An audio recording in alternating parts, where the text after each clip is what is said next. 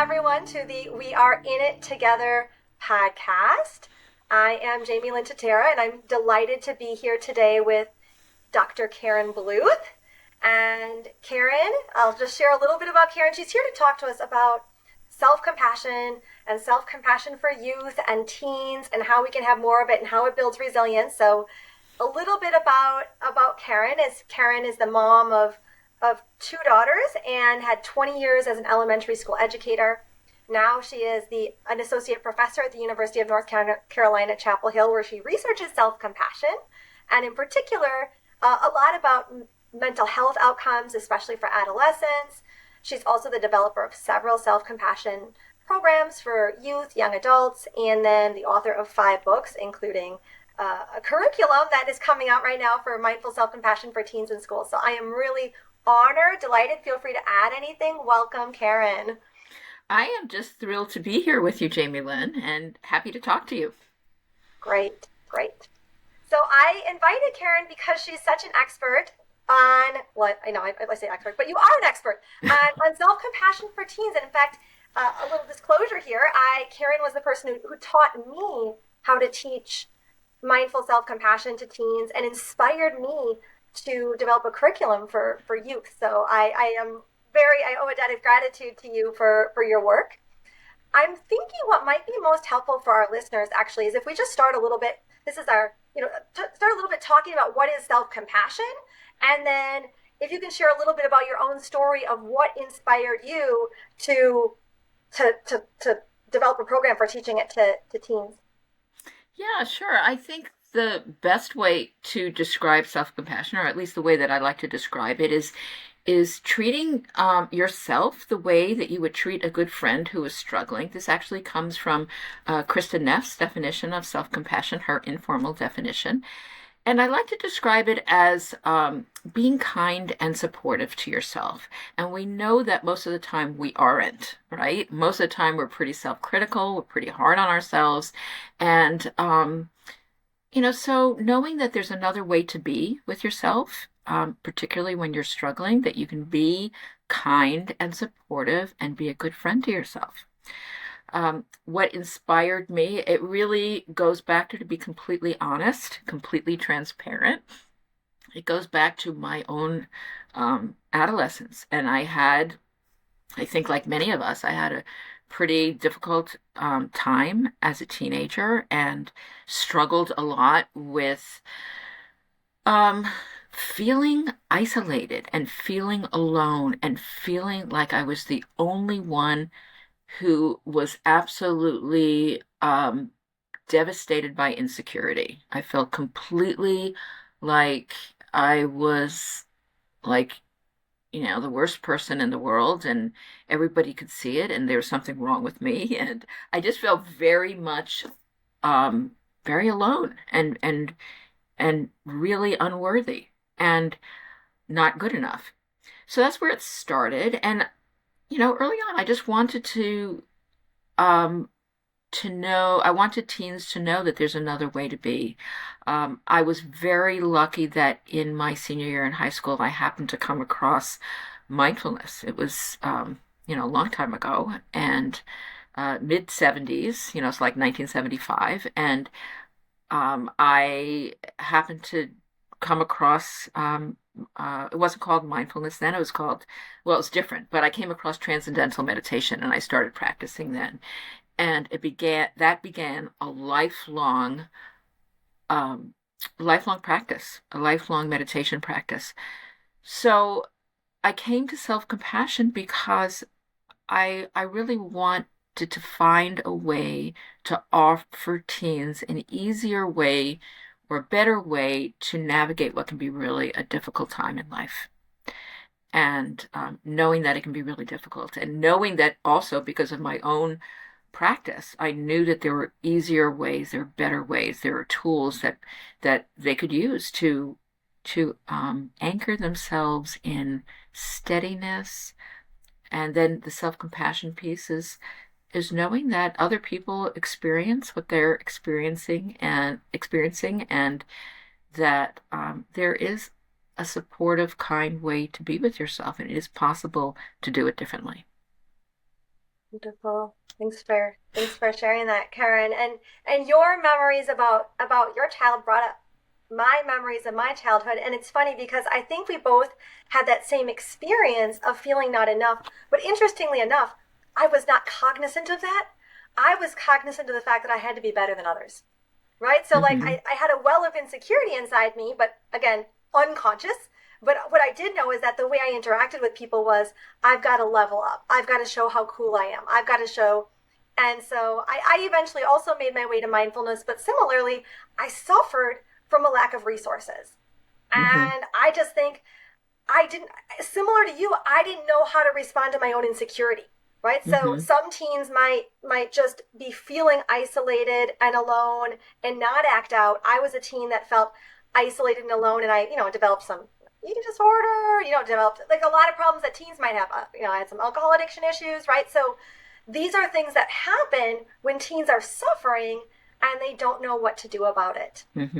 Mm-hmm. So can you share a little bit with us about some of the problems that youth are facing, and then also how self-compassion is helping with this. I know you're a researcher, so you've got, for those of you who are listening who are like research minded, sometimes it's actually nice to know what's the data, right? Especially because people think of self-compassion as like a soft skill sometimes, which, by the way, self-compassion is being gentle, but it's also being strong. So just if any of you are thinking that this means being weak, it's not. But can you share a little bit about, again, challenges youth are facing, and then how self-compassion helps, and kind of what the research says on that? I know that's a big, you can feel free to Yeah. pick those elements apart. Yeah. So we are experiencing right now a youth mental health crisis. It's absolutely a crisis. And this isn't just me saying it. This is what the data show. It's what the Surgeon General said at the end of 2021, that youth are facing unprecedented levels of anxiety and stress, and we need to address them.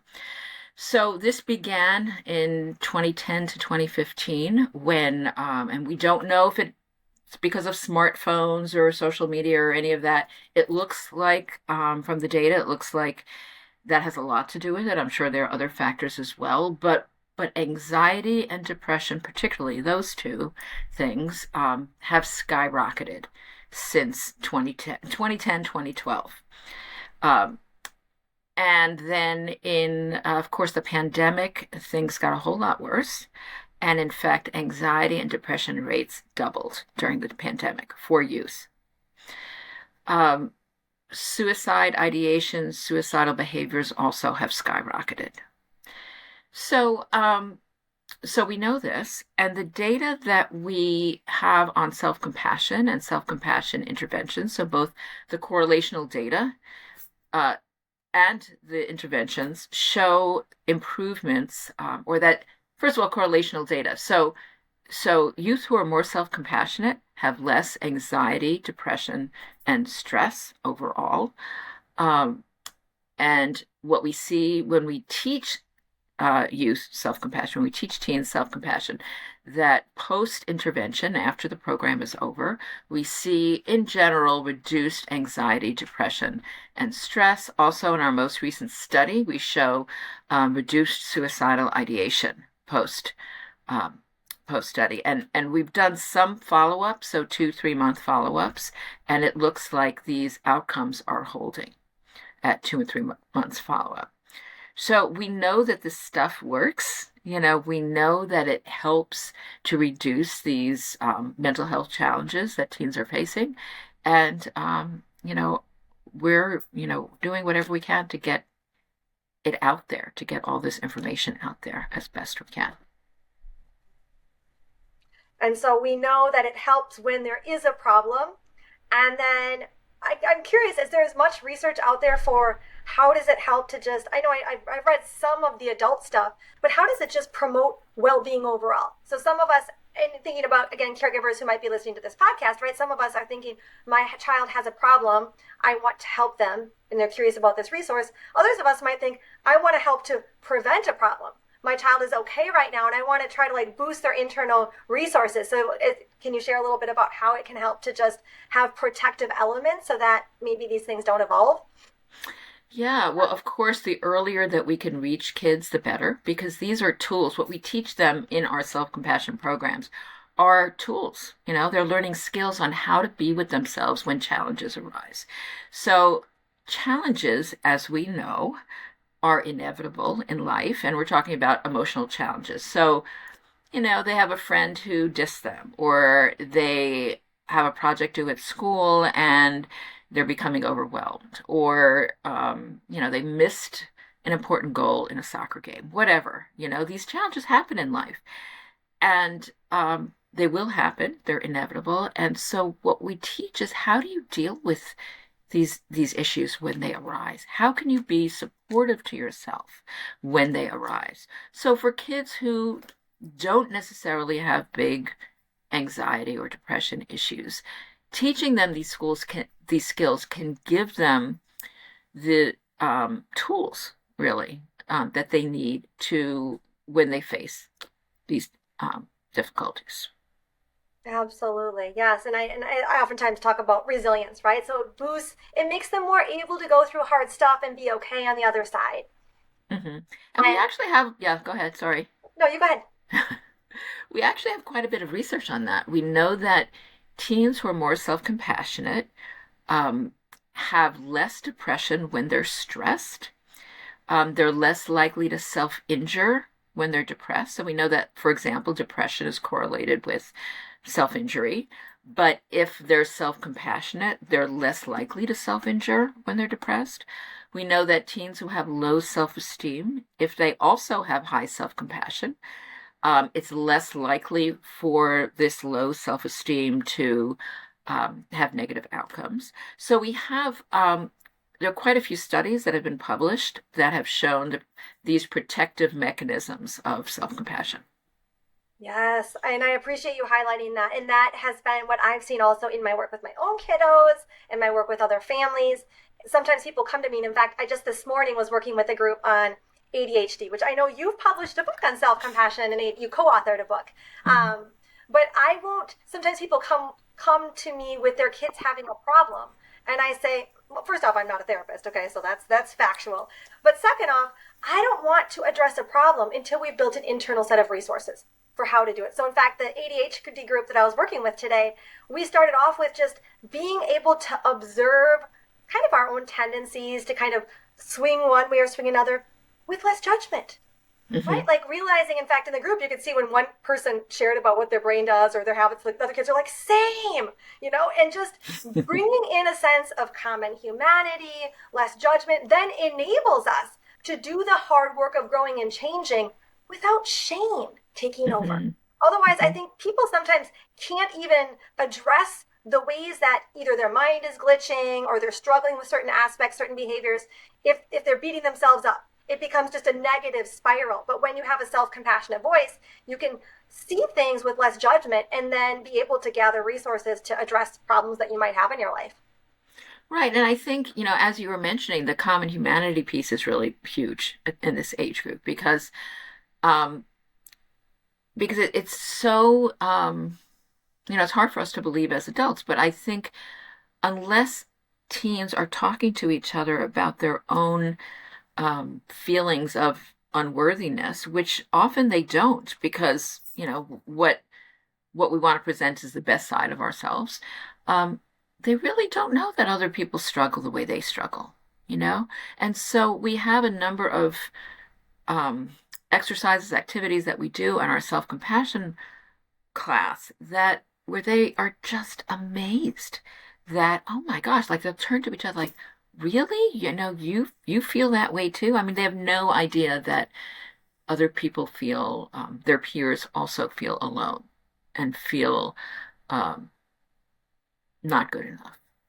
So that's the common humanity piece. That's I think really key in this age group. Yes, and it's interesting because it doesn't make the problem go away, but it somehow makes it easier to bear, right? Even Hmm. parents too, when we're struggling with something, if we realize other parents have this struggle, again, sometimes there's just an exhalation. And I think maybe partly because, again, it cuts through the judgment, it cuts through the isolation, just that very awareness. Well, it's not you, that this is life. Like the reason you're feeling the way that you're feeling isn't because there's something wrong with you. It's because this is what it's like to be human, and other human beings are experiencing the same thing. This is just part of being human, feeling these feelings of sadness or feeling afraid or unworthiness or whatever. This is normal, part of the human experience. Yeah, part of the human experience and part of, again, our culture. It's as we think about what's going on right now with teens, youth, parents, it's there is definitely a societal expectation of really high performance and maybe not highlighting our common humanity, our common, you know, anyways, I think that people can sometimes be anxious because they feel like they're supposed to be better than human, as Hmm. opposed to the invitation to be your best human self rather Hmm. than above human. Yeah, absolutely. Absolutely. And it's such a relief when you realize you can do that. Yes, I'm still on the learning team with this too. And if there's any parents that are listening, we're like life. Actually, being a lifelong learner is part of being human. So I'm wondering, can you speak a little bit? And I can share a little bit too about my work. But you're here with us today, so I really want to about how do we help kids? I know I have a program for kids. You developed a program for teens. We both kind of got inspired by the overarching program for adults in mindful self compassion. How do we help youth, teens in particular, because you're talking about it, but again, a lot of these concepts are universal, grow the resource of self-compassion, this resilience boosting resource? Yeah, there's a number of ways that teens can learn to be more self-compassionate. So one way is one thing that we can do as adults in their lives is to model self-compassion. So kids are watching us, and they're watching us all the time. And teens may not seem like they're watching their parents, but they are, and they're watching how we respond into certain situations. So, if we run into a problem and the example that I often give is we're cooking dinner and we burn dinner and, rather than like berating ourselves, we can say, wow, you know what? I've just been running around all day and had such a busy day at work. I came home, picked up kids, ran errands, whatever, and I have not taken a moment to just take a breath. So rather than berating myself, or rather than going through, the teen or the kid watching you berate yourself about burning dinner, you could just say, I'm going to just sit down for 1 minute and just listen to a piece of music. Just listen to my favorite music for 1 minute. Or I'm just going to take a few breaths. Or I'm going to just say to myself, wow, that was really hard. I know you feel badly that you burned dinner. Okay, what can we do now? Right? So things like this happen all the time throughout our day. We make mistakes. We, you know, run into issues, run into problems, and we always have the choice of how we can act towards ourselves, right? So, and especially when we're around our kids, we can model self-compassion, right? So that's one way that teens and kids can learn.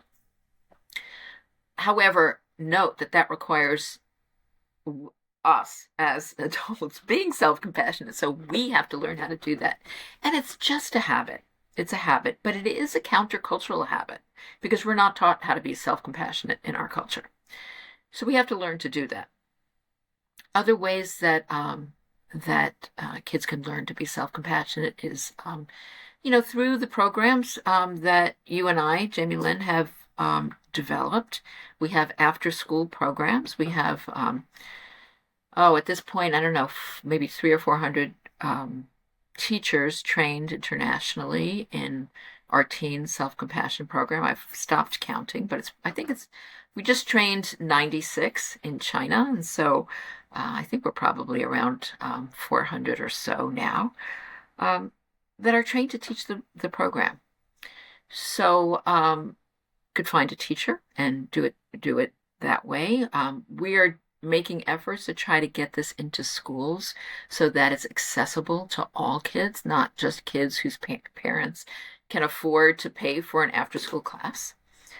I'm hoping with this, my latest book, which is all about how to get it into schools and the curriculum and provides the curriculum for schools, that it will become part of the school curriculum in a health class or PE class. Um, there are books that are out there, mine and other people's books and workbooks that kids can read and learn if that's a better way for them to learn. There are lots of things out there at this point. Do you want to add, Jamie Lynn? I know you have lots of resources too. Appreciate too how you started with the adult modeling. And kind of the beautiful thing is that adults get to model this when they're struggling.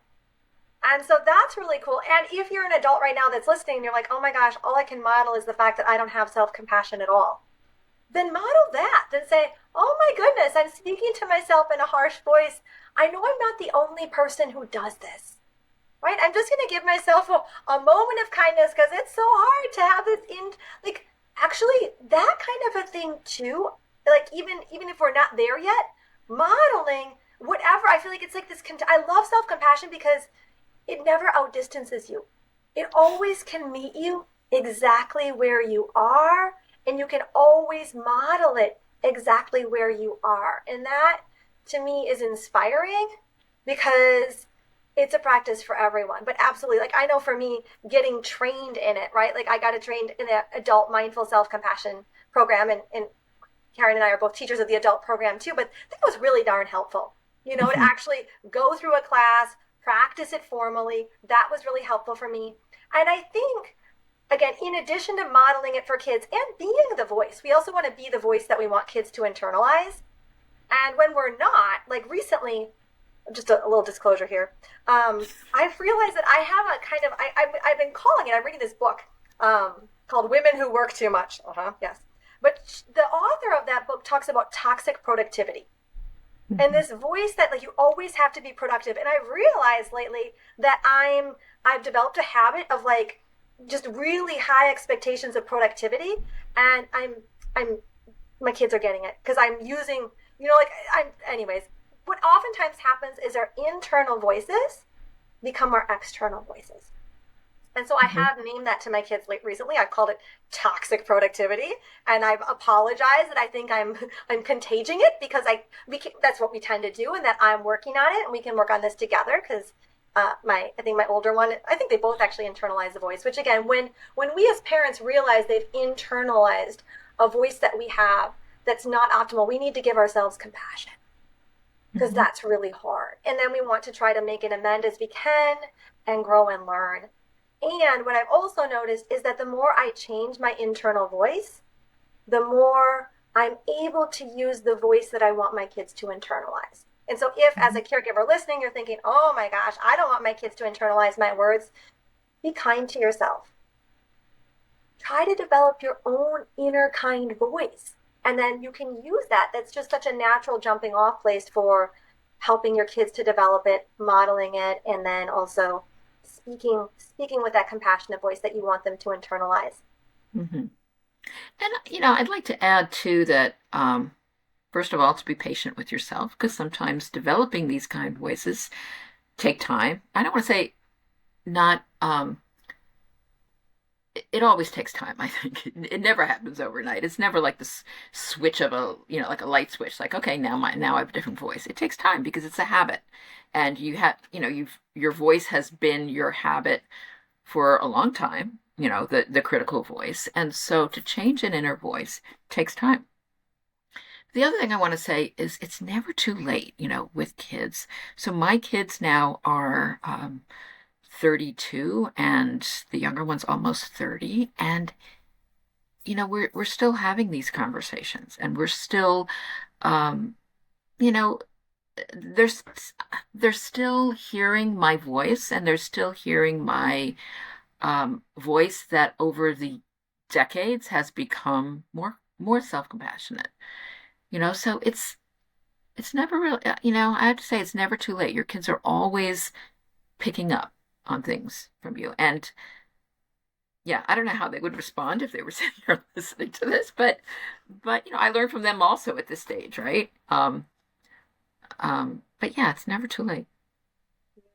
And I agree. My mom, every time my mom grows or softens, or it profoundly influences me. Profoundly influences me.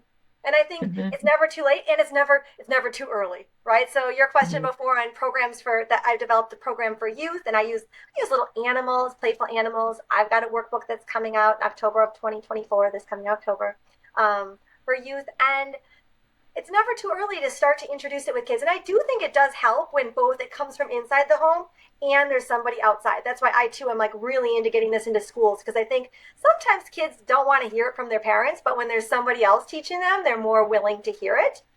I'm wondering, Karen, could you show, like, do you have that the workbook that just got published on the mindful self compassion for teens in schools? Can you just, if you have it, can you hold it up? I have my copy coming in the mail. Mindful self Yeah, compassion. it's not a workbook actually. Oh yeah. It's a book. It's yeah, and so what it has in it is the first few chapters are really about sort of setting the stage for the curriculum, and then the second part is about the actual 16 session curriculum for schools. And then the part, maybe the part I'm most excited about is the part that comes after that, which is sessions that are 10 to 15 minutes long that I'm calling drop-in sessions, where school counselors can just take this 10-minute activity and do it in a classroom. And the reason that I did that was that I was asked by school counselors who I was teaching, what they said was, look, we don't always have time to do a 16 session curriculum, but we do have, 10 to 15 minutes, maybe 20 minutes to do drop-in sessions. So yeah, so that's in there also. Awesome. So that's a resource for people who want to teach it. And then there's other workbooks that you publish, some of which I have on my shelves in here that are great for kids, for teens that wanna learn to Hmm. practice. And I Hmm. do I do know that, again, some teens don't want to have anything to do with their parents. Like, that's true. And some teens are really open to being a co-learner. And so I think if you're a listener right now who has a teen that's like still likes to talk to you, like going on the journey together, saying, I'm learning this. Do you want to learn this too? I also try to think too, when we want to try to motivate teens to learn self-compassion, it's good to have a celebration, right? Like, we're going to take this course. I'm gonna invite you to take this course, and how would you like to celebrate at the end of the course? Just because I think it's counterintuitive oftentimes for a teen to independently desire to develop and cultivate an inner voice that's kind and learn to deal with difficult emotions. Sometimes as caregivers, it's helpful if we help them to feel motivated. I don't know if you have any thoughts to share on that. I know it can be sometimes a challenge when the teens aren't super excited, and I guess that's why modeling is so important. But do you have anything to speak to that? Sometimes the reticence for teens to engage. Yeah, I'm asked about that a lot actually because I don't really worry about it because I can tell you so many teens who have taken our classes, so many teens who have said to me at the end of the class, I didn't really want to take this class. It was my parents' ideas, my mom's idea, my dad's idea, my therapist's idea, whatever. I didn't really want to take it, but I'm really glad I did. I really liked it. I hear that a lot. I hear that frequently. So, you know, I don't really worry about it. I think, of course, the trick is getting them through the door, on day one. But once you do that, then, I mean, the rest is pretty much history. I mean, it's pretty, um, yeah, it's fun. We have art activities and we have a short little art activity at the beginning of every class, and we have a music practice, and it's very low key and it's fun, and we have some games. And so, it's very teen friendly. Beautiful. And I think that's sometimes too what parents need to hear. It's for my parent child class, similarly, sometimes the kids are not enthused at the prospect of taking a parent child self compassion class. And I actually wrote a blog article the other day on like why your kid might not be excited at the outset, right? Like, it's not a video game, it's not playing with Legos, right? But similarly, at the end, kids love it. Even usually Yeah. after just, they're just a session or two in and they suddenly feel that opening of connection and okayness. And so I think perhaps the encouragement for parents is just if your child has like reticence, just that's normal. That's not a sign Right. that this is not for them. That's the sign that they're a regular kid, and then just trying to encourage them to move forward with the first step with the faith that as they go along. I've never had a kid finish the program that didn't say, I'm really glad I did this. And I teach the teen Right. program too. Like Right. always at the end of it, like I hear things like, this helped me more than I thought, or like this was more fun than I thought it was going to be. I always hear comments like that at the end. Yeah, yeah.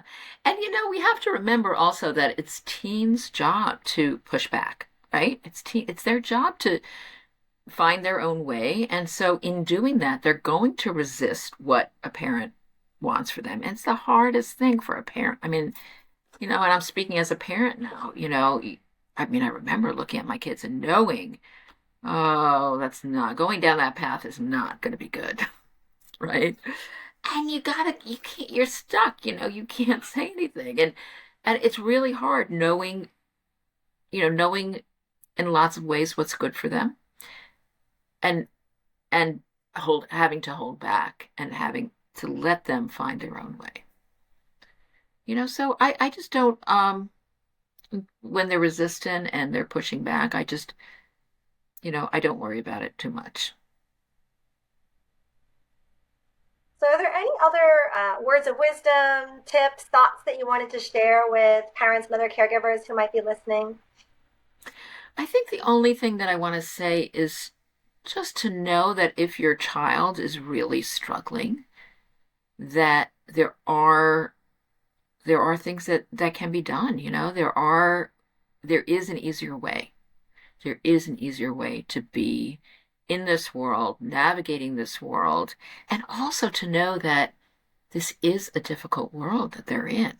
There's in so many different ways, cultural ways, at this time, the amount of um, just stress that's out there in teens' lives from day to day is enormous, much more so than there what has been in the past. So just to, have a recognition of that, and also to know that there are things that can be done to help them learn to navigate what can be a pretty difficult developmental stage of life.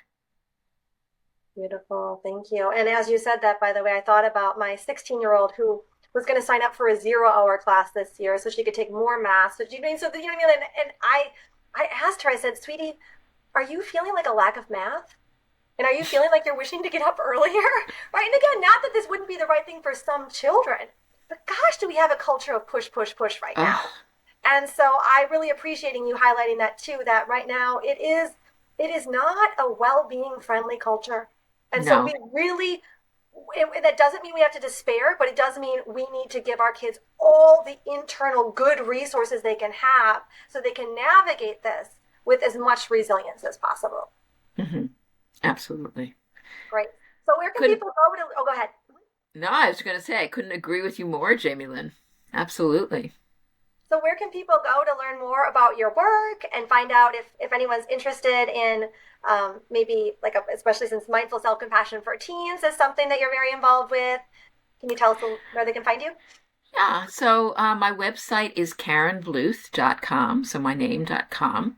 And I do have classes posted on there that other teachers are offering, and names of other teachers. There are now lots of different other places to go as well. But for teens, for the teen program and for the teen classes, I think at this point, probably my website's probably the best place.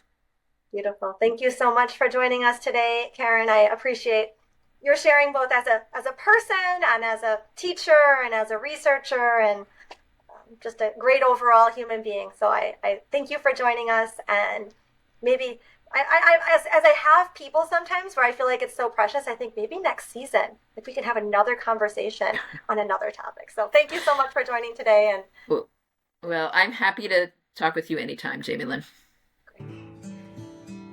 The world keeps turning, things change. We have new obstacles that are thrown in our way.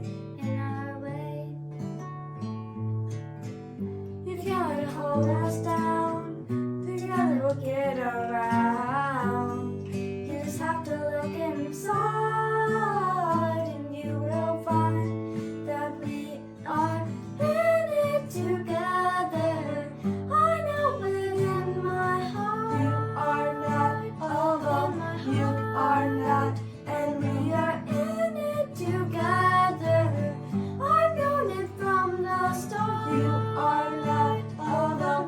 You are not alone. You might feel lonely and down. You might be thinking things will always be this way. But you got a friend in you. Self-compassion will get you through. You just have to look inside, and you will find that we are in it together. I know it in my heart. You are not alone. You are not, and we are in it together. I've known it from the start. You are not alone. You are not alone. We've got Bunny. You're not alone. Doodles, what can you do? Spots, we can be aware. And Snuggles, I care about you. When life gets hard,